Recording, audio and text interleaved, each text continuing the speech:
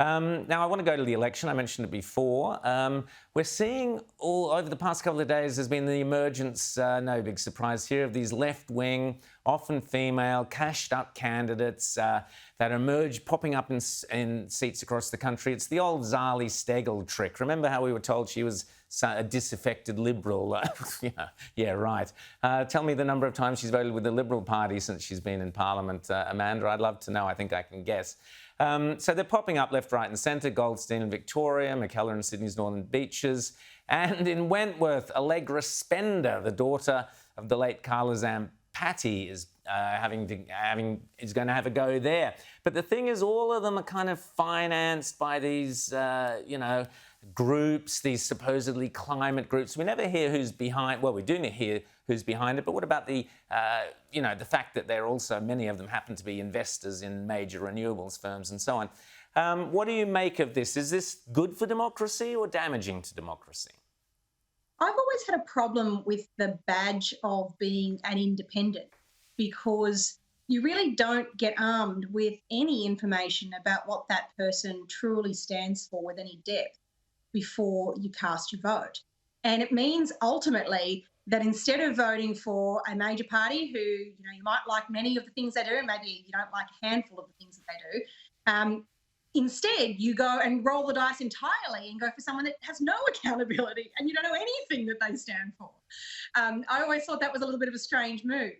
But if you delve a little bit deeper into who stands behind these cashed up, shiny looking independent or so-called independent candidates, you tend to find the same names, the same faces, the same dollars, many people who have big financial interests that align with subsidies for particular so-called green businesses, and lots of cash that comes from overseas. And so it is very, very important for any Australian who is tempted by those who claim independence to dig a bit deeper before they cast a vote that could have quite serious implications.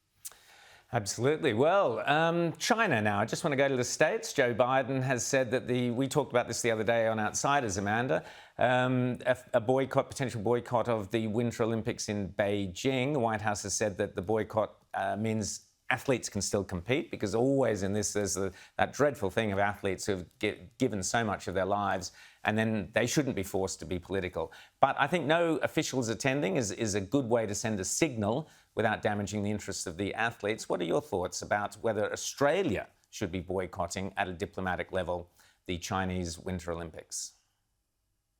Look, like many people, I've got enormous human rights concerns about things that are said to go on in China. And I think those are things that the international community should show strength on. I, too, don't want to see athletes who have devoted their entire life to their commitment to a sport face anything other than the opportunity to compete at the highest level. But this kind of a measure is really only a drop in the ocean. Much more significant are, for instance, the laws that were debated in Parliament last week that are effectively Magnitsky-style laws that allow action for gross human rights abuses in a diplomatic and in a commercial sense. Those things, I think, have the potential to be far more meaningful than any mere symbol that might come out of the Olympics. Amanda Stoker, Senator for Queensland, thanks so much for coming on Inside the News tonight and giving us the benefit of your insights. That was fantastic. Thank you, Thanks, Senator Rowan. Stoker. Lovely to be with you. And you, and Merry Christmas.